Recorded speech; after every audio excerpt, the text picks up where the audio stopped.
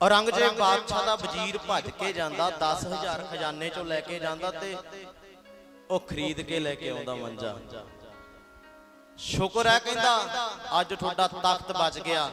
फिर साध संगत जी फकीर नूं फड़दे ऐ ते इस फकीर दा औरंगजेब बादशाह अपने हत्थीं कतल कराउंदा। आखो सतनाम श्री वाहिगुरू। फकीर कह के जांदा है कहंदा कोई आएगा दुनिया दा मालक दुनिया दा बादशाह आएगा, तू मैनू कतल किया हथियारां नाल वड्डिया ना, कोई आएगा तेनू कलम दी ताकत ना मारेगा। आखो सतनाम श्री वाहिगुरू। तेनू कलम दी ताकत ना मारेगा। एहो जिहा पैगंबर धरती ते आएगा।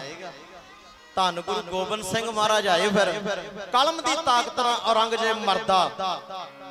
ये एक फकीर दे बचन सी। आखो सतनाम श्री वाहिगुरू। ये ताकत है फकीर दे बचनां दी, फकीर दे बोलां दी।